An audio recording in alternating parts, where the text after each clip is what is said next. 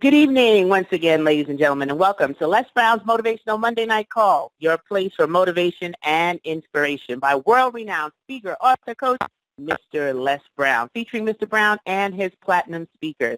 My name is Dr. Stacy N.C. Grant, and it's my privilege and pleasure to be your host for these motivational Monday night calls. And tonight, you want to make sure you text a friend, send out a post, let folks know that Mr. Brown will be live with us tonight. So we welcome all of our new callers who just found out about the call and have joined in, and all of you who come back every single week to be a part of our family. So I see some are muted already.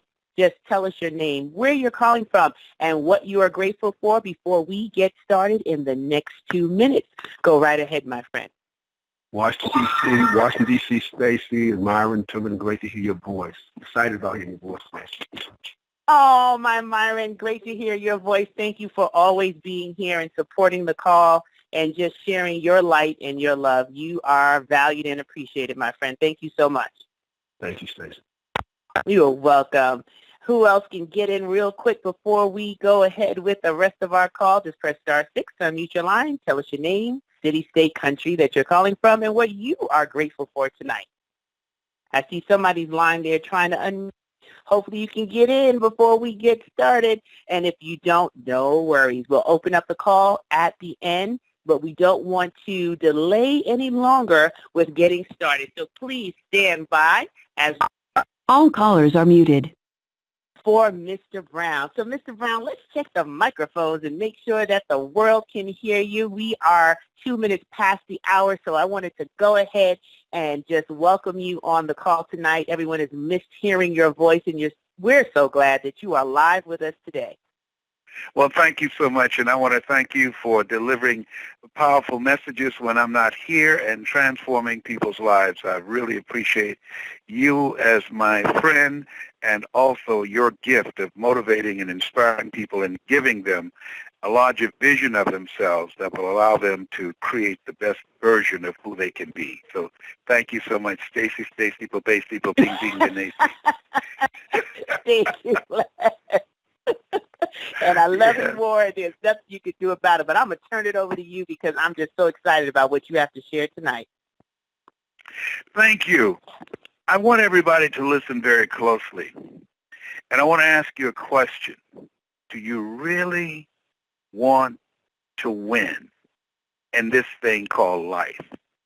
And when I say win, I'm talking about having peace of mind. I'm talking about positioning yourself so that you can live your dreams and have more choices. I'm talking about leveraging your talents, your abilities, and your skills and your best thinking to generate wealth. I'm talking about reducing drama and stress in your life. Do you really want to win? I want to give you 3 examples of some friends of mine that I've been watching, I've been observing, and to some degree I've participated and attempted to give advice and to be helpful. And I want to share with you the outcome. I have a friend whose son was incarcerated. He spent 7 years in jail. He's with some friends who committed a crime, and he wouldn't snitch, and he got 7 years. And so he got out, doing good. His father's a businessman, very successful, offered him an opportunity to stay with him. And when my friend came home, his son had his friends in the house. They're smoking weed, drinking, and having a good time. And he said, look, I wanted you to come here and to stay with me to get your life together, and you bring these trifling, do-nothing potheads in my house. Get out. And his son said, hey, I'm a grown man. You can't tell me what friends I can have. And he said, no, I'm not telling you what kind of friends you can have. But I'm saying to you, you can't be here and have your friends here too. So you get out. You go stay with them. And so this guy riding around, the son, with a friend of his who was robbing service stations, he ended up getting caught being called the getaway driver, and now he's facing 24 years in state prison. The father is naturally depressed. And I said to him, listen, he had a choice. You offered him a job. He didn't want that. You offered him a place to stay, and he brought all of his sorry, trifling friends to your house, smoking weed, getting high, partying in your house without your permission. And he wanted to go be with them.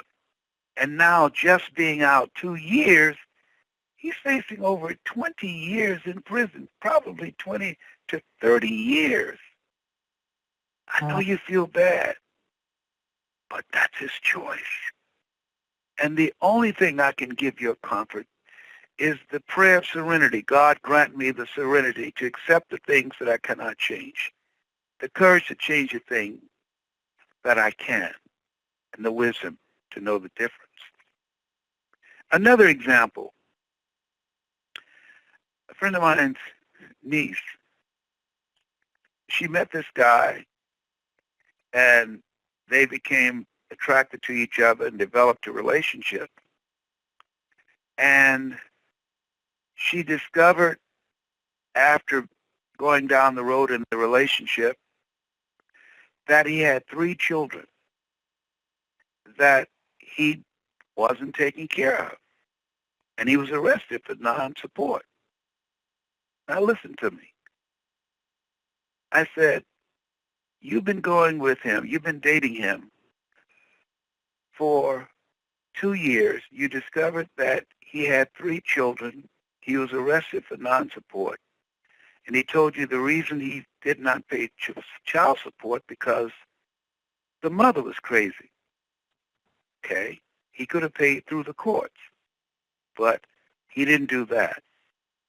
My question to you, why would you allow yourself to become pregnant by someone who's not paying child support for 3 children that he already has, been arrested for non-support for his children, and unemployed?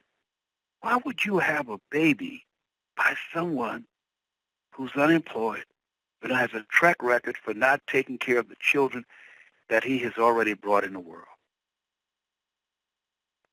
And she paused, and she was thinking, well, he's smart. I said, okay. I know why he's with you, because you are a professional. You got a job. You make good money. But why are you with him?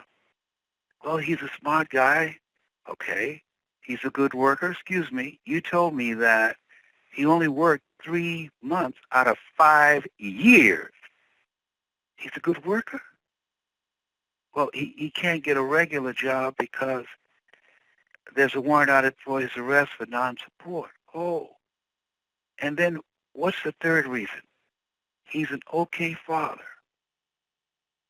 So why did you have 2 additional kids by this guy, this sperm donor, who is not working, had 3 kids that he wasn't paying child support for, went to jail, and then you have 3 kids by,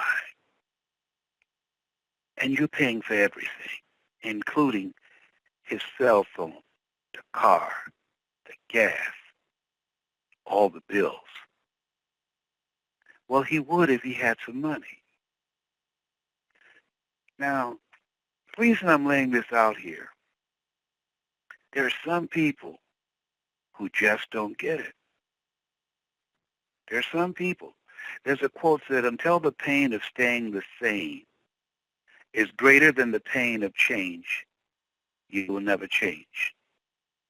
I submit to you that as long as her father and mother and family step in to support her and take over the responsibilities that this guy should be doing, there's no reason for her to change. As long as my friend whose son now is trying to appeal his conviction, uses his hard-earned money to try and get his son out of this situation he created for himself, there's no reason for him to do the right thing. If you really want to win, I think you have to allow people to have their own journey. The prodigal son never decided to do the right thing until he hit rock bottom, and then he came to himself. There's a saying I say when I give speeches: let go or be. I got a nephew who went to jail in Georgia, out of jail after spending 2 years in prison. And the police did a routine stop, and they found a gun in his car. He's on probation. To me, why would you have a gun in your car? Well, Uncle, I was in a rough area. Why in the hell did you go in the rough area? And you know you're an ex-felon, and you are on probation. And it's against the law for you to be around with other felons and having a gun. And so now he's facing some more time. And I'm saying to my sister, listen, you're not young anymore.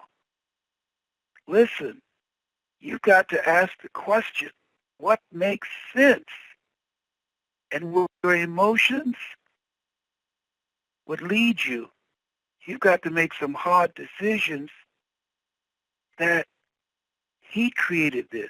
You did not. You did not. When you were going to visit him in prison, he said you were an unfit mother. I know you were a good mother. He put you on a guilt trip.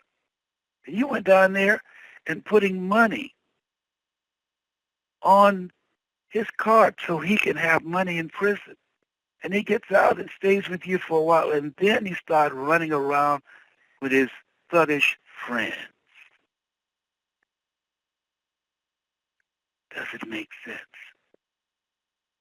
And when you think about the prevalence of 81% of the homes in the African American community are headed up by women.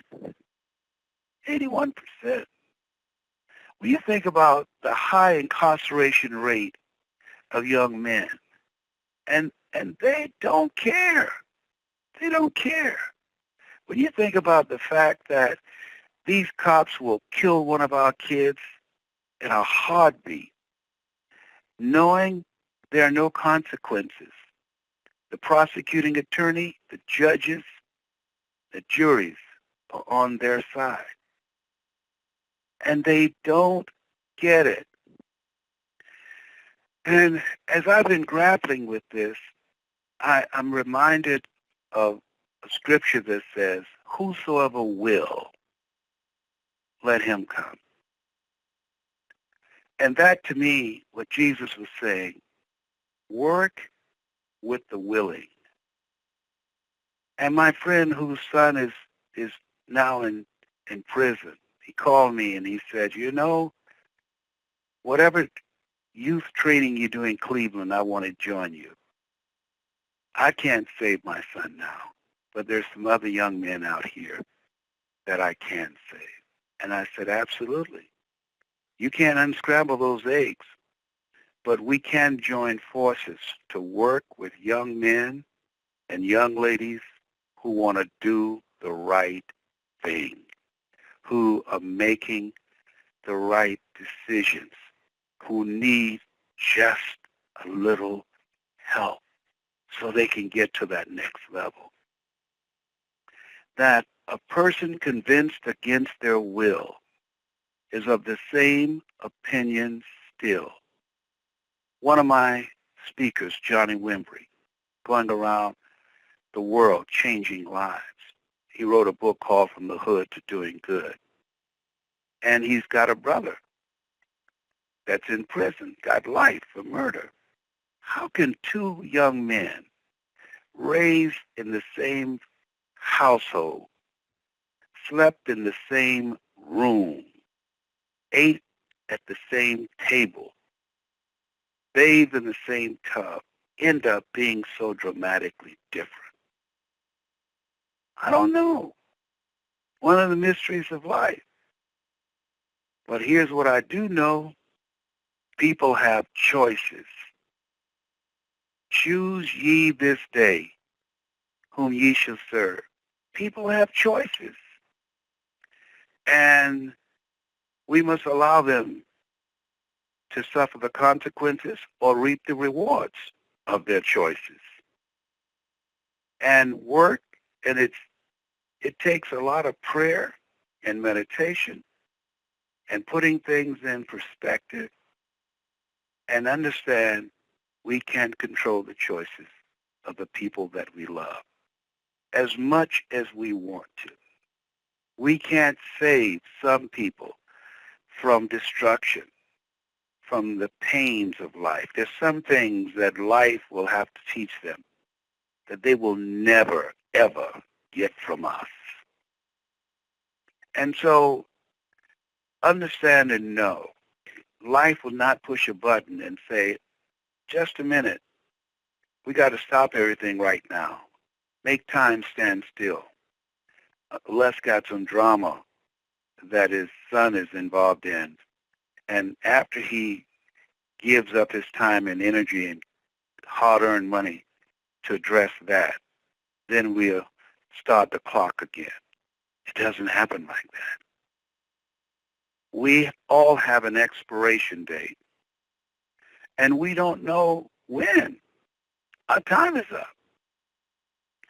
And what I've learned in these 72 years I've been on the planet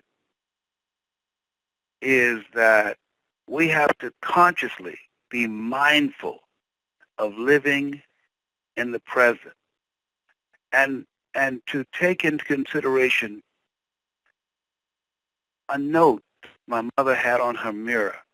And I never asked her why she had it up there, but no matter where we moved, she always put this sign up on her window, on her mirror, that she would see it first thing when she got out of bed in the morning. And it read, "Oh, Lord, help me keep my nose out of other people's business." Oh, Lord, help me keep my nose out of other people's business. Leslie, Wesley, Margaret Ann, Leonard, Angelo, Sharon, Linda, listen to me. If you go to jail, that's your business. Don't call me. Don't call me because I'm not coming. I'm not coming. Help me keep my nose out of other people's business. That's your business. Whatever you are into and not whatever allowed you to go to jail, handle your business. But don't bring that to me. I didn't raise you like that. And I knew it was not easy for her to make that decision. It was hard. And in order to live a life that's rewarding, that has meaning, that has value, and gives you a sense of fulfillment, it takes courage. It takes courage to release the toxic, negative, draining people, even if you're relatives, even if it's a brother or sister, even if it's a mother or father, even if you're children. I've seen friends who allowed their children to stress them into an early grave. Do you hear me? I'm telling you what I know. And so I remember spending the day with Maya Angelou, a life-transforming day. Me and a young man by the name of David Bridgeport. And she said, Mr. Brown, of all the virtues in the world, the one that is the most important is courage. Courage. It takes courage to leave a situation that no longer serves you. It takes courage to leave an emotional and physically abusive relationship where you're dying together rather than living together. It takes courage to remove yourself from an environment that no longer contributes to you, that's aging you, that's stressing you out, that's wearing you down.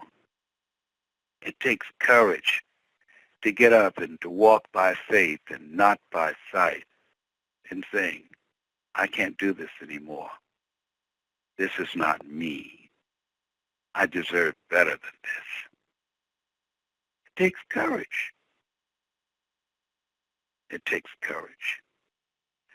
Decide to be of good courage and let go of people who are making choices that does not make sense. Getting pregnant by an unemployed sperm donor. Let go of the people, grown boys who live off women.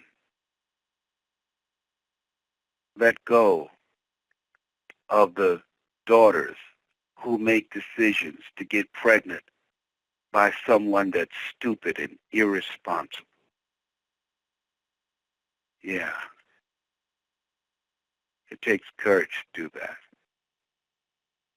And given where we are and all this drama and things that we're going through now, it takes courage to reach out and find some new relationships. Be around people who represent OQP, only quality people, who have goals and dreams, who bring out the best in you, who inspire you to create the next greatest version of yourself. Let go or be dragged. That's my story, and I'm sticking to it. Stacey? Mr. Brown, Mr. Brown, Mr. Brown. Oh, it takes courage. That is a word for the ages, and especially when it comes to children and just understanding it takes courage to just stand up for what you know is right and let folks learn. And I love what your mother said. Help me, Lord, to keep my nose out of other people's business. Listen, Stacey, I have a friend, and we both know her. Her daughter was going to this church. The minister had a son in the church. His son was a janitor. His son got 6 different girls pregnant in the church. And so he started pursuing our friend's daughter. And wow. He gave her the same engagement ring he gave the other 6 girls who got pregnant for him, and he's not providing any child support. So she said, would you talk to her? Because I know her. I said, listen. I said, this guy gave you the same ring he gave the other 6 girls. Don't allow yourself to get pregnant by him. This is game that he's running. No, but he loves me. He proposed to me. He's going to marry me. He loves me. He said, this is different, this relationship. I'm the one he's been looking for. Guess what? As soon as she said to him, I'm pregnant, he took the ring back, and that was the end of that. That's all I got to say about that, as Forrest Gump would say. Okay, let me tell you something. Let me tell you something. We couldn't even say anything. She's crying, I can't believe he did that to me. Why not? And I said, let me share something with you. I said, just think about what his friends called him. She said, they call him Dog. I said, did you ever ask him why? Mm. So she said, no, that's just a nickname. So I asked him when I met him. I said, what is your real name? He said, what do you mean? They call me Dog. I said, I understand that. What did your mama name you? Jimmy. I said, okay. Now, why do they call you Dog? Well, they said, because I'm a low-down, dirty dude. I went and told her. I said, guess why they call him Dog? Because he's a low-down, dirty dude. Oh, you know how people signify. Okay. And now you're pregnant by a low-down, dirty dude called Dog. Are you surprised? Woo, I tell you, Les Brown, when I hear these stories, it confirms to me why I do the work with our whole teen series, especially our young girls, because when you know your value, you would never allow someone to degrade who you are in such a manner. That's insanity to me. But you know what? That's why we have to do this work. That's why we can't stop, because some people just don't know. Someone didn't remind this young lady of her value. And there's no compromising your value. When someone loves you, you are treated like a queen. You don't make excuses for behavior and for people acting outside of their mind. And you understand that your value commands and demands the respect that you deserve. And for the young men, that you have to decide who you're going to serve.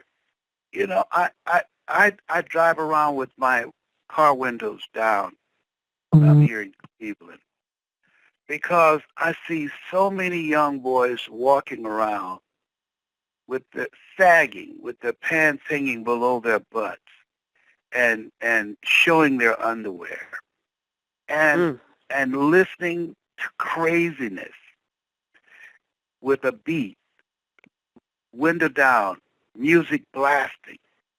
And I'm looking for the day that we have trained enough speakers and produced enough motivational conversations that I could drive up to a light and a young man or a young lady drives up, the windows down, and they hear something that says, you've got greatness in you. You can do more than you can ever begin to imagine. You have the ability to change the course of history.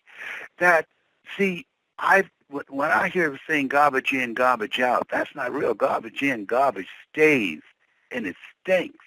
And so we have so many people in our culture, in the name of entertainment, listening to things that does not enrich them, listening to things that's filled with profanity and ignorance and sex and violence, listening to things that does not give them a vision of themselves succeeding in the future. And we wonder why immigrants can come to this country and can't speak the language and run circles around the average American. Why? Because when you get here trying to outswim a shark or out on a Jeep barefooted, you're not interested in sitting around smoking marijuana or listening to rap music. You got goals and dreams that you want to achieve. And therefore, you hit the culture, you hit the ground with an achievement-driven mindset rather than an entertainment-driven mindset. And I believe that there are a lot of young people out here who have not made crazy decisions, who want and need some help and assistance, and that our mandate is to work with the willing. Whosoever will, let him come. Work with those that are willing to work to create a brand new future for themselves so they become an asset to society rather than a liability. And that's why at this stage of my life, I feel that there's some Malcolms in these prisons that I am going to donate my products to, that I'm going to start spending some time in some of these prisons to go find them because they're there. For those that can hear my voice, to help to cultivate their skill set and their mindset and help them to become the great men and women that they have it within themselves to become. We incarcerate Absolutely. more people in this country than anywhere else in the world, and the majority of African American males. And the young ladies now being incarcerated at a greater rate than the young men. And some of the crimes that the young ladies are committing are even more vicious and violent. However, I believe that this can be interrupted if we duplicate ourselves, if we multiply the number of people that can use their voice. In the beginning was the Word, and the Word was God, and dwelt among men, that we can, as we implement a strategy to multiply the voices of hope and peace, that we can, on our lifetime here, usher in a brand new day. I do believe that. Absolutely. And, it's a broader and a deeper conversation of what we can expose them to, because you can't be what you don't see. And there's a breakdown in the opportunity of knowing your real history and from whence you came. And it didn't start with the portion of the horrific part of history that brought us to this country, but who we are before then. And when you know you come from kings and queens, you don't act like you've lost your natural mind. So it's so much work to be done and so much work to continue that we can't give up hope. And I just want to publicly thank you. I tell you all the time, but your voice and the work that you have amassed, the body of work over these years, I see how it's touching the lives of a new generation, of the millennials who didn't know the Les Brown in the 70s or the 80s, but now getting to know you in this 21st century. And the words are timeless. The message is clear. And the importance for us to be able to develop our voices, develop our platforms, that we can be those voices of hope, and we can show, particularly in our community, what's possible, because it's a mindset shift. And if you're not exposed to what's possible, if you don't know that there is more, then you dwell in the lower capacity of living, and you're not living full, and you're not experiencing all that life has to offer, because you think that that wasn't a ticket that was bought for you. But when you disrupt that thinking and when you deposit the right information, you no longer have to worry about the sagging pants, because the head starts to rise and the posture changes, and the movement towards successful acclimation in society automatically happens. And that's why I'm just so excited to be able to do this work with you, to learn from you, and to change people's lives literally. I think about Raymond, one of the young men that call into this call every single week, Les. He is 17 years old, and he is determined to share his voice. He's been on here. He's listened to you. He's been a part of when I presented or the other platinums, and he's so inspired to talk to his peers and to develop a different conversation, and he shifted his mindset. And that's because you laid a foundation that we're building on. And that if we can touch more Raymonds, if we can touch more Andres, another young man that calls in every single week, then we know that our work is not in vain, and we truly can change this world one person at a time. So I'm just so excited that you were here tonight. This message was timely. And as a mother of two boys, Les Brown, pray for me morning, noon, and night. You hear? But they came from good stock. I know about them. But as I am preparing to go to court to stand with my nephew, and hopefully the judge would give me the opportunity to work with him rather than send him to prison for 14 years and put him under my auspices. I tell you, and he's a good kid. He just had a hunger to be around the wrong people. And I believe the world consists of the caught and the uncaught. And last night, I was reviewing my life, and I thought about some dumb, stupid things that I did when I was younger. And because of God's grace and mercy, I didn't get caught. And that's why I'm not going to give up on my nephew, and that's why I'm going to go into these prisons. But for the grace of God, there goes I. But for the grace of God. Absolutely. And thank you for just saying that and sharing, because a lot of frustration builds up when children make bad choices, and parents, family members, extended family don't always know how to deal. But you just saying those words, you're not going to give up on your nephew. He didn't make the best choices. He made some mistakes, but he's a good kid. And I think at the heart of all of us, there's good that can be worked on and worked through. So you being that uncle and being a part of that village is essential. And I just think about the amount of parents that I speak to. I talked about my own sons, and they are a work in progress, and thank God they are good boys. But every day I have to pray, because you never know what decision they make outside of your presence and your guidance, and you just pray you plant the right seeds that it'll take root. And, you know, we need the healing process to happen. He needs to know that he's still valuable, even though he messed up, and he will do those things to make it right as best as he can and learn from it. And more importantly, being able to now be a beacon of light, because he'll be under your tutelage and really listening this time and not just giving lip service, but giving action towards changing his life, so that he can be an example for all of his peers who didn't make the right choice or right decision, that if he could do it, it's possible for them. Yes, absolutely. Well, I'm going to be listening to the comments of people who are listening tonight and hear what they have to say. Thank you so much. I love you, and there's absolutely nothing you can do about it. Thank you, Mr. Brown. Love you more, and we'll talk later. So, ladies and gentlemen, Mr. Brown is going to rest his voice, but he will be listening. So I'm going to open up the call. If you have a comment and or question about anything that he has shared tonight, you'll be able to do that. And we just thank you for your presence here on the call. We invite you to just be a part of the community on Facebook by visiting brown.les on Facebook. You can also visit the Les Brown Institute, so that you can find how you can position your story, your voice, start your own coaching business. And we have another opportunity for you that is launching with the Les Brown University. So we have quite a few ways in which you can stay engaged with us and continue to be a part of this movement of the thousands of voices of hope that Mr. Brown is preparing all across the globe. So please stand by while I get the call opened up for your questions and comments. All callers are unmuted. All callers are muted and may unmute themselves by pressing *6.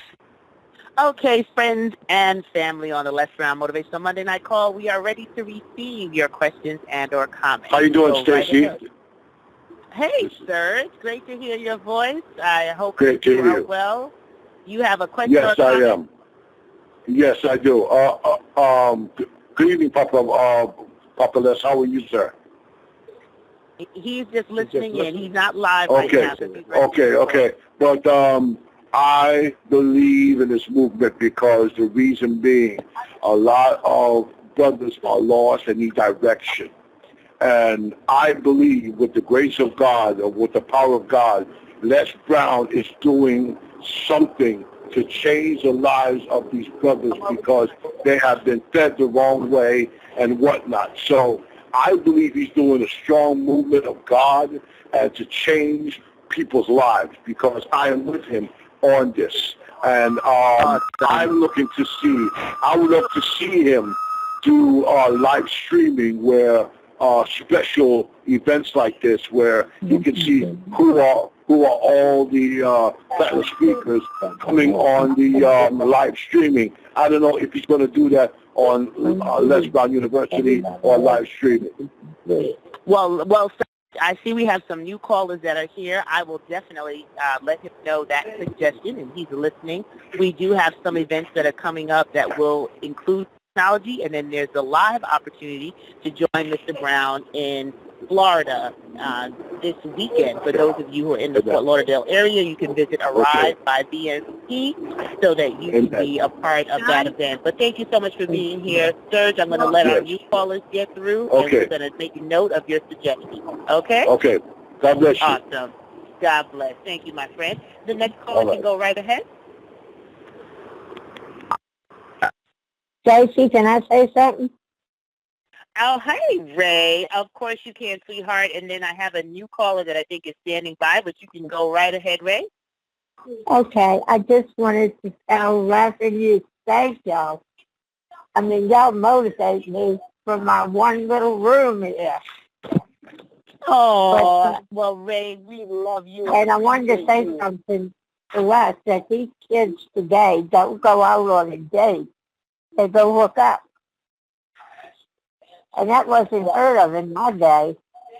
Well, yeah, a lot has changed, Ray, but you know, some of the old-fashioned good practices we can still remind them of and model the behavior, because that's also something that's key. Children learn best through what they see, not just always what we say. So thank you for being here and supporting, and you know that we love you and appreciate your presence on the call each and every week. Can I say one more quick thing? One more quick thing, Ray, because I think 2 more callers that are standing by. I know, but you know me. People like Go right talk. ahead, Ray. I spoke at a Covenant house in Houston, and there was one little girl there, 14 years old. She didn't want to come in. She didn't want to listen, nothing. And the director made her come in. She curled up on a little folding chair with her hands over her ears. And I started out to say, I love each and every one of y'all. So Miss No Listening said, how do you know that? You don't know it. I said, I love all kids. They all have great potential. And after that, he wanted to help me. I was writing on the chalkboard. I handed out little handouts. She kept asking me to help me. At the end of it, this is worth $1 million. She came running up to me, put her arms around my neck, and kissed me on the cheek. She says, Miss Ray, I love you too. Oh, and that's all it takes, extending a little love, and children can smell a phony a mile away. So if you're not sincere, they'll know, but your love was sincere, and that won her over. So thank you for sharing that story and just reminding us, Ray, that every day we're above ground is another opportunity to do something wonderful and as simple as sharing some love and kindness with each other. It makes a difference. So thank you, my sweetheart, for always being here, and God bless you. I'm going to let the next 2 callers speak before we wrap up. Hello, Stacy. Hello. Whose Hi, beautiful voice is this? Oh, it's Bernetta. I'm in Ewing. And listening to Les, speak about how we need to really surround our boys with not only the love but the guidance that they so lack today.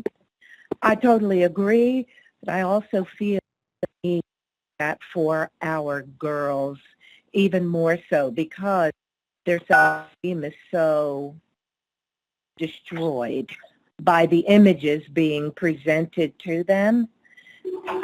I see walking conflict of I do want to be the educated, moving forward, powerful woman, but in order to have people around me, I got to act ratchet. Like, no.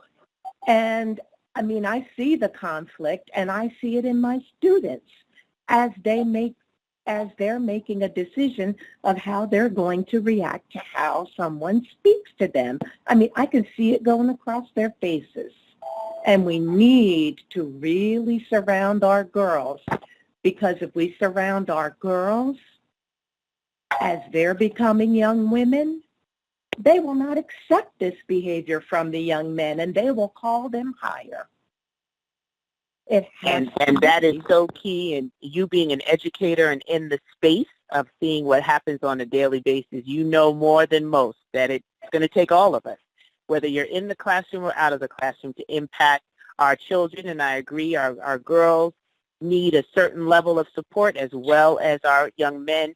And if we can all just do a little bit, we all don't have to conquer the world at once, but if we each just mentor one child or speak to one child or to do our best to model the right behavior, we can create that ripple and be able to have the changes that we see. So thank you so much for Truly, and where the courage of our community comes in. Ray, honey, your line is still open, so we're hearing your conversation, so you just need to mute for us, sweetheart. No problem.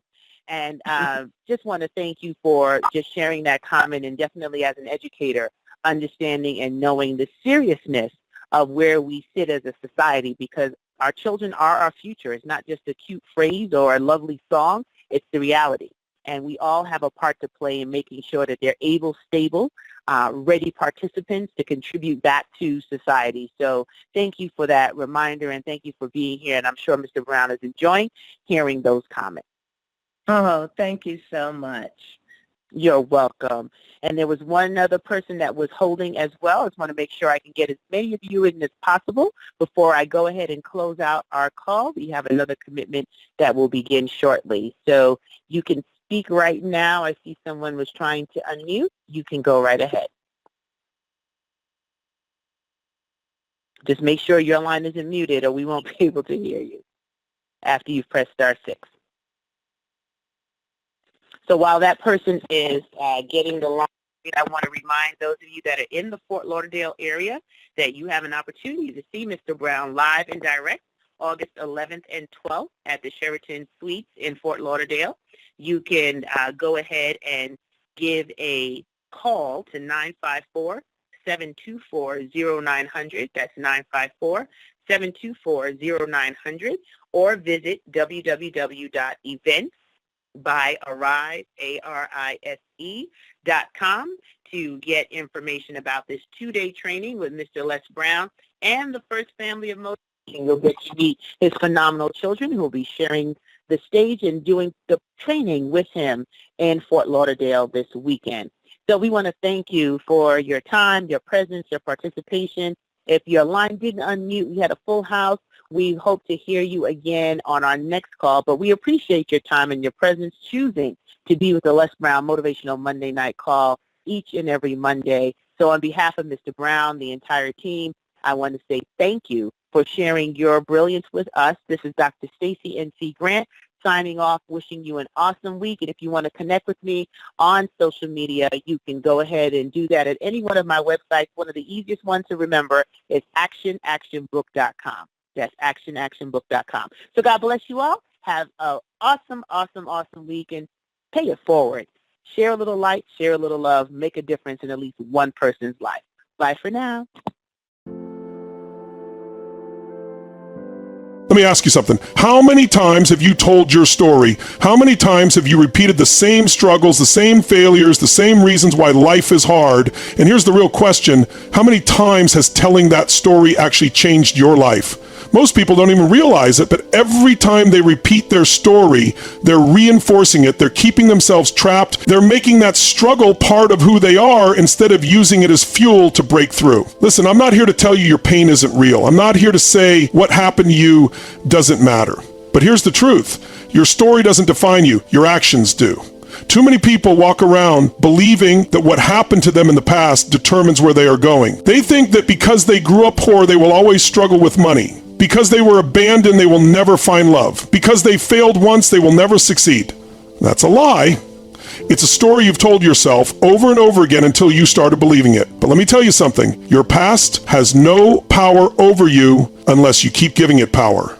Think about it. There are people who grew up in the worst conditions imaginable: abuse, poverty, total hopelessness. And they still found a way to break free. And then there are people who had every advantage, support, money, opportunities, but they still end up stuck, blaming everything but themselves.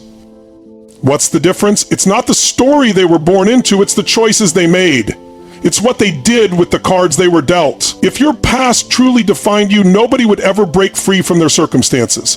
But every single day someone does. Someone decides they're done letting their story control them. They make a new decision, take a new action, and suddenly the future looks different. The problem is, most people never get there because They are too attached to their old story. Why? Because it's comfortable, it's familiar. Even if it's painful, at least it's known, and the brain loves what's familiar. If you've told yourself a story long enough, it becomes your identity. And once something becomes your identity, you'll fight to keep it, even if it's the very thing that's keeping you miserable. Let me ask you, what's the story you keep telling yourself? That you're not good enough, that people always leave you, that success is for other people but not for you. Now ask yourself this, is that a fact or is that just a story you've repeated so many times that it feels like the truth? Because here's the real truth. Your story is just a narrative, and a narrative can be rewritten at any time. But that only happens when you stop identifying with it and start making new moves. You can't just think your way out of an old story. You have to act your way out. You see, most people think that change happens from the inside out, that if they just think the right thoughts, then they'll feel motivated and then they'll take action. But that's backward. Real change happens from the outside in. You don't wait until you feel different to take action. You take action, and that action rewires your mind. The moment you start taking new actions, stepping outside your comfort zone, making different choices, doing things you've never done before, you begin to break the grip of your old story. Suddenly you start seeing yourself differently. You're no longer a victim of your past. You're someone who takes charge of their life. And that shift, that's where transformation happens. The most powerful people in the world didn't get there because of their past. They got there in spite of it. They didn't let their history write their future. They took control of the pen and started writing something new. And that's exactly what you have to do. Because at the end of the day, it doesn't matter where you came from. It only matters where you're going. And the only way to change where you're going is through what you do. Not what you say, not what you think, but what you repeatedly do. The more you repeat your struggles, the more they control you. Every time you tell your story of struggle, you're reinforcing it in your mind. You're wiring it deeper into your brain, making it more real, more powerful, more inescapable. You might think you're just venting, just sharing, just being open. But what you're really doing is cementing that struggle into your identity. Think about it. Have you ever noticed that people who constantly talk about their problems never seem to escape them? They say they want change, but they spend all their time talking about why things are hard, why they're stuck, why life isn't fair. And guess what? They stay exactly where they are. Why? Because what you focus on grows. Your mind is like a magnifying glass. Whatever you put under it, you amplify. So if all you do is talk about your struggles, guess what? They get bigger. They take up more space in your mind. They start feeling permanent. And eventually, you don't just have struggles, you become them. But let me tell you something. You are not your struggles. You are not your failures. You are not your pain. You are what you do next. And what you do next has nothing to do with what you've been through. It has everything to do with what you decide right now. If you want to break free from your struggles, stop talking about them. Stop feeding them. Stop giving them life. It doesn't mean you ignore them. Doesn't mean you pretend they never happened. But you stop making them the center of your identity. Instead, start talking about where you're going. Start putting your energy into solutions, into progress, into action. Because the more you focus on moving forward, the less power your past has over you. And when your past no longer controls you, you finally become free. Stop seeking validation for your pain. Own your future instead. Too many people are addicted to the validation that comes from sharing their pain. They tell their story, and people respond with sympathy, with encouragement, with attention. And for a moment, it feels good. It feels like connection. But here's the problem. Every time you seek validation for your pain, you reinforce it. You make it a bigger part of your identity. And the more your identity is tied to your struggles, the harder it is to let them go. Because if you let go of your pain, what happens to the validation? What happens to the attention? That's why so many people stay stuck. They don't realize that the comfort of sympathy is costing them their future. You don't need validation. You need results. You need growth. You need progress. And that only happens when you stop looking for people to acknowledge your pain and start focusing on what you're going to do about it. Because at the end of the day, success doesn't come from how much you've suffered. It comes from what you build in spite of it. People have their own battles. They're not here to save you. It's easy to believe that someone out there is going to come along and fix everything, that if you just tell the right person your story, they'll help you, they'll rescue you, they'll make it all okay. But the truth is, everyone is fighting their own battles. Everyone has their own struggles, their own demons, their own problems to solve. People might care, they might listen, they might even give you advice, but at the end of the day, no one is going to do the work for you. No one is going to carry you across the finish line. If you're waiting for someone to come save you, you're wasting time. The only person who can change your life is you. The moment you accept that, you take back your power. Because as long as you believe someone else is responsible for your success, you're handing them control. But when you decide to be your own savior, your own hero, your own solution, that's when everything shifts. That's when you finally start moving forward. Your past is either chains holding you back or fuel pushing you forward. Every experience you've had, every struggle you face, every setback you've endured, it can either be the reason you stay stuck or the reason you rise.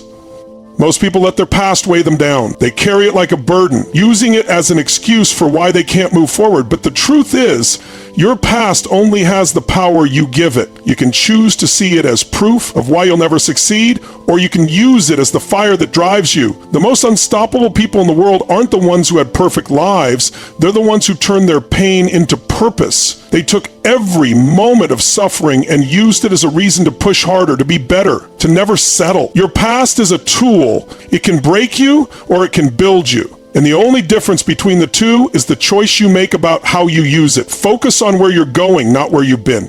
Too many people live their lives looking in the rearview mirror. They're so caught up in their past mistakes, their failures, their regrets, that they never look forward, but where your focus goes, your energy flows. If you keep looking back, you'll keep reliving the same patterns, the same emotions, the same pain. Success isn't about avoiding failure. It's about refusing to let failure define you.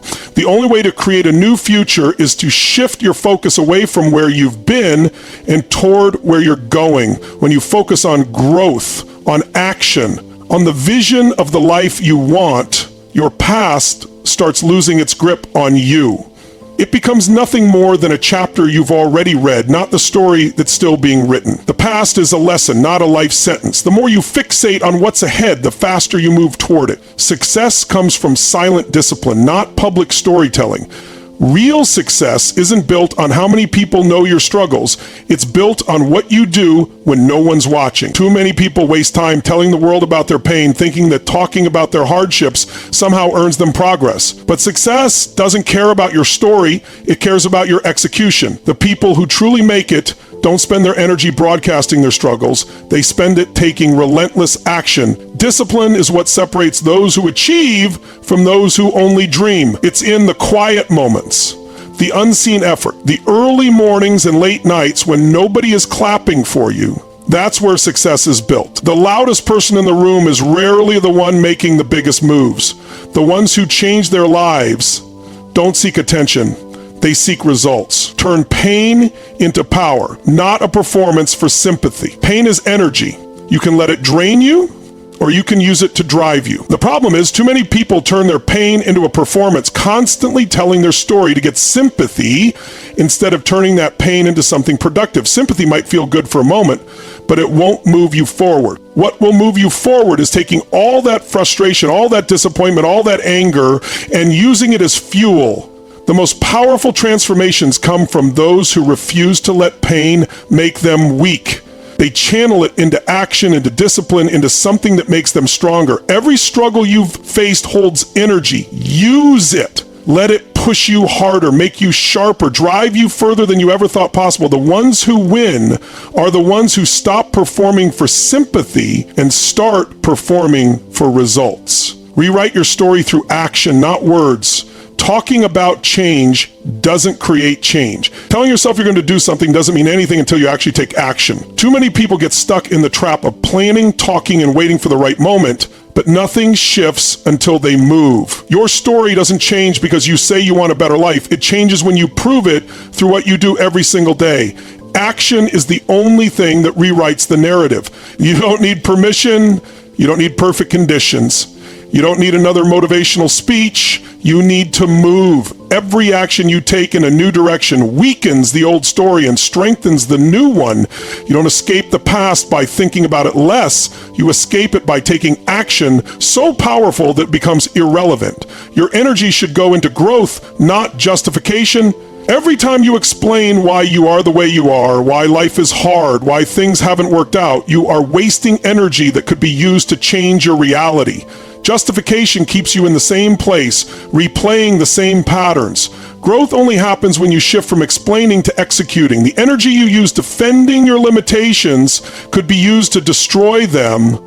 People who succeed don't waste time proving why they're stuck. They put all their energy into finding solutions and moving forward. It's not about how valid your excuses are. It's about whether they're worth your future. Every time you justify instead of act, you reinforce the very thing holding you back. The fastest way to break free is to redirect all your energy into building, improving, and executing, because progress is made in movement, not in explanation. You can keep waiting for someone to save you, or you can become your own savior. You can hold on to your past like chains, or you can use it like rocket fuel. You can waste energy explaining why you're stuck, or you can use that energy to break free. The choice is yours. Stop telling your old story. Stop feeding it. Stop looking for validation. Turn your pain into power. Turn your struggle into strength. Rewrites your life through action, not words. Because at the end of the day, your past doesn't determine your future. Your next move does. Now get out there and make it happen. This is the Tony Robbins team, and we'll see you at the top.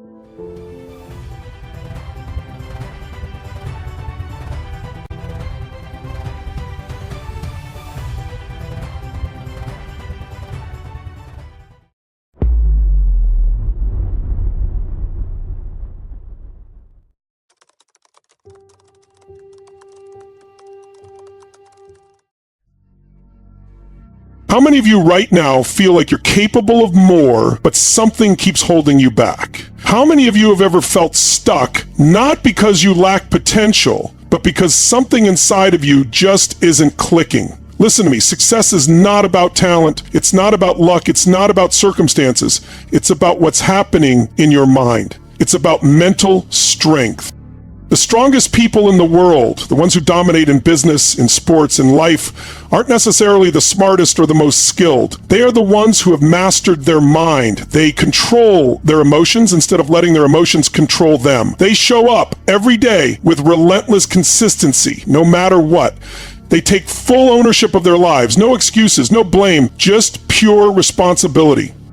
And today, I'm going to give you 5 habits, 5 mindset shifts that separate the mentally strong from everybody else. Because if you don't master these, you will always be at the mercy of your emotions, your fears, and your excuses. But if you do, you will become unstoppable. Let's dive in. Control your focus. Where focus goes, energy flows. This is one of the most powerful principles that separates mentally strong individuals from those who struggle with uncertainty, negativity, and self-doubt. Your mind is like a magnifying glass. Whatever you focus on expands. If you constantly focus on problems, they become bigger and more overwhelming. But if you train yourself to focus on solutions, opportunities, and what you can control, you shift your entire state of mind, and suddenly life starts working for you instead of against you. Mentally strong people have mastered the ability to direct their focus intentionally. They don't allow distractions, setbacks, or external circumstances to dictate their mindset. They take command of their thoughts. They make a conscious choice every single day to focus on progress, growth, and possibilities. This isn't something that happens automatically. It's a skill, a habit that must be trained and conditioned. Just like a muscle, think about the most successful people in the world. Athletes, entrepreneurs, leaders. Do you think they waste their time focusing on what's wrong? No, they train themselves to find solutions. They condition their minds to see possibilities where others see obstacles. They focus on what they can do, not what they can't. And this mindset gives them an unstoppable edge in everything they do.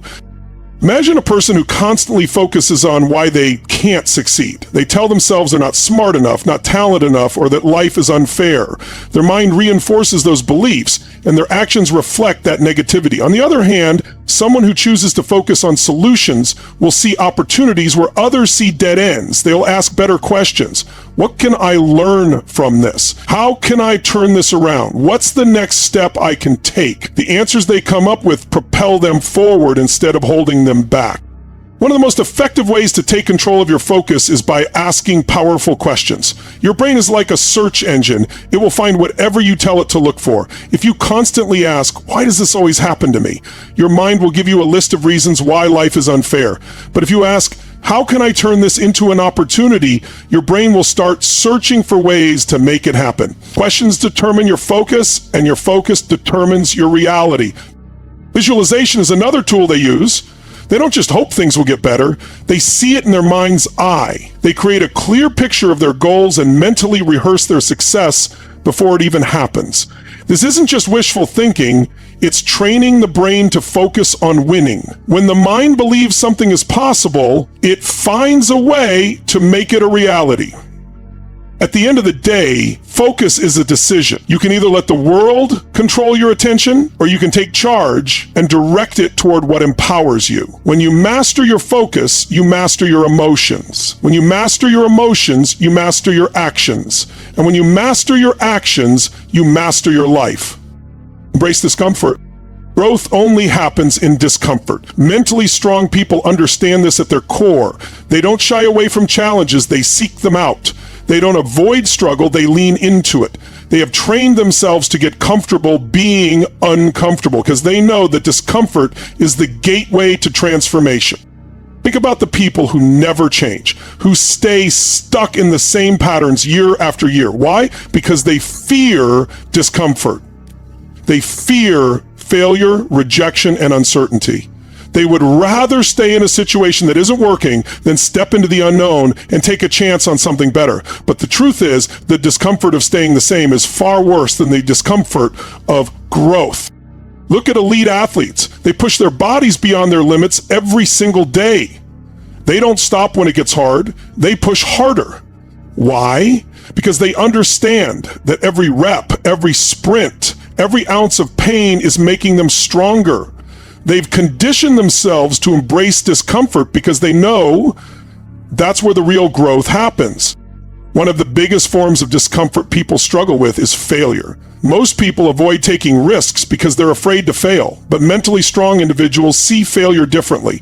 They don't see it as the end, they see it as feedback. Every failure is a lesson. Every setback is a stepping stone. The people who achieve the greatest success are the ones who have failed the most because they were willing to take action despite the discomfort.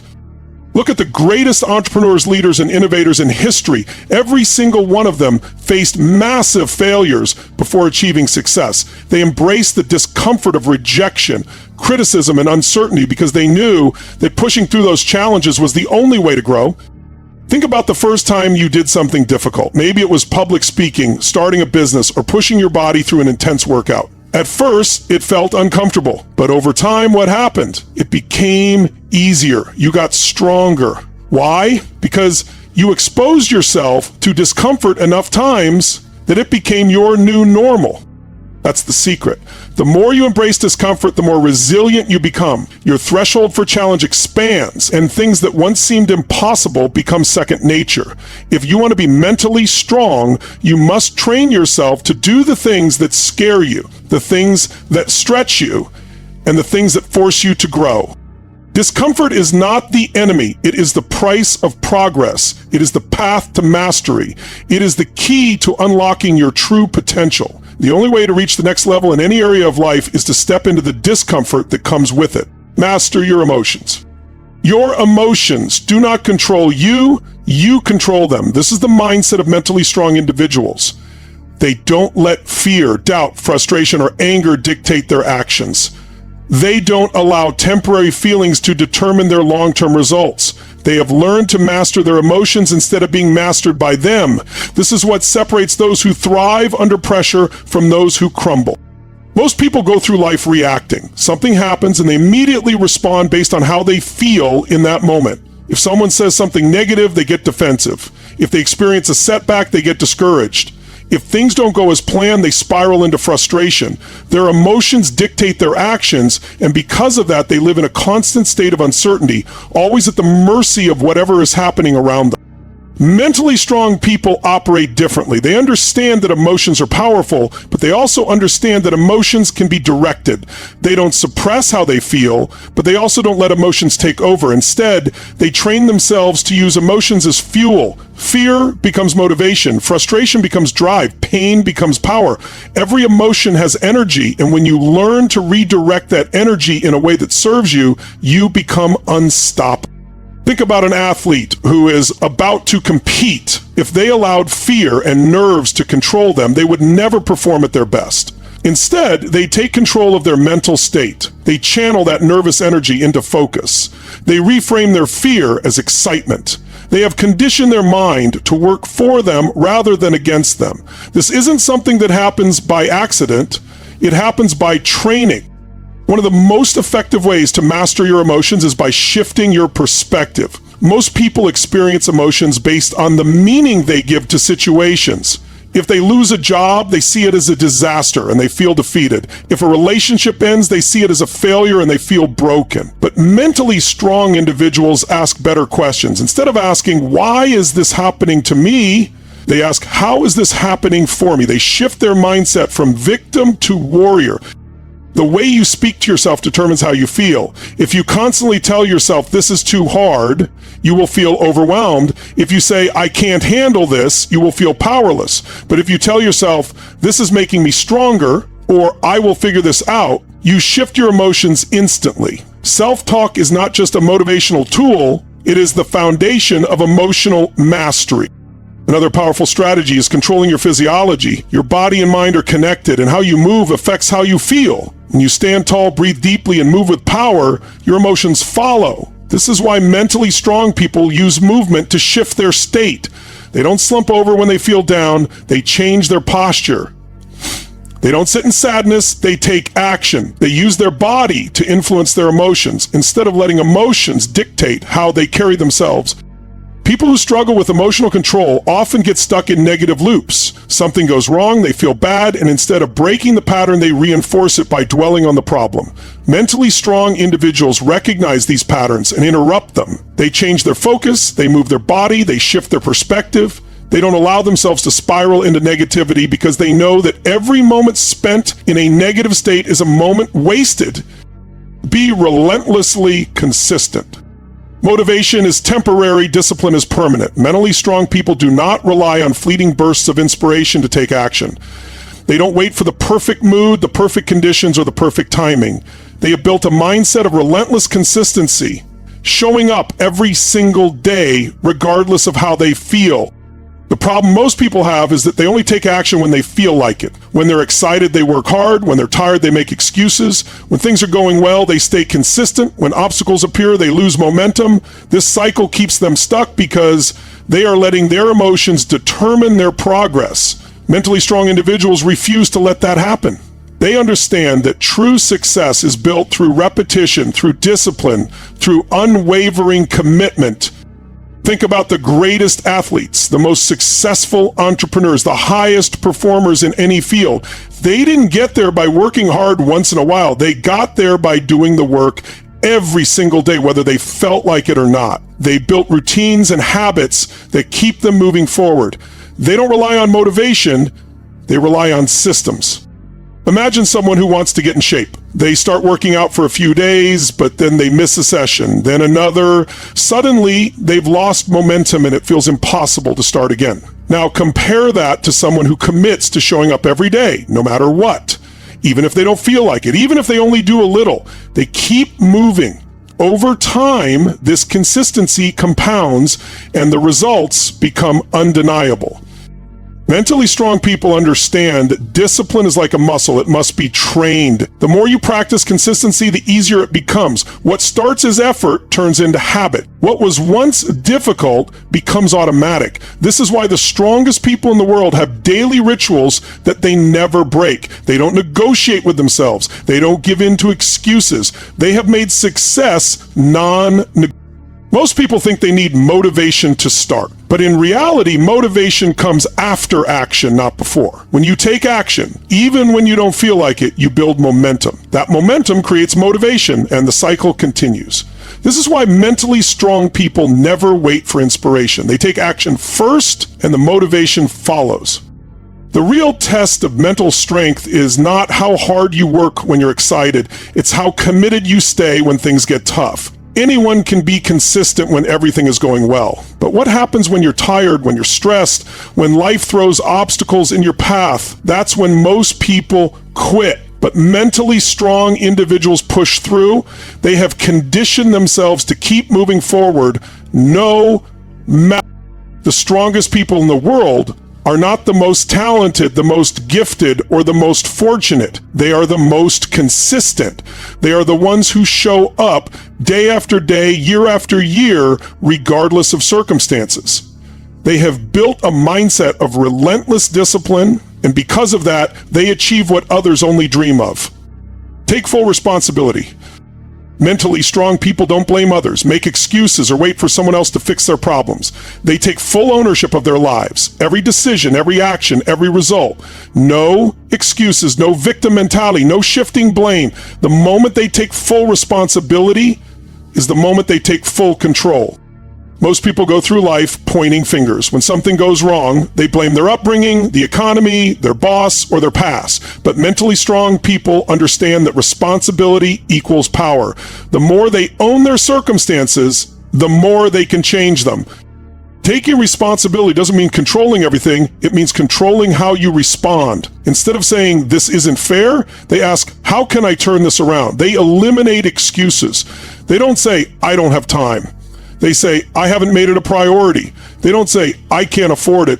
They say, how can I create the money? They refuse to be victims. No matter what has happened, they focus on what they can do next. They don't wait for motivation. They don't depend on luck. They don't settle for mediocrity. They hold themselves accountable, follow through, and take full responsibility for shaping their future.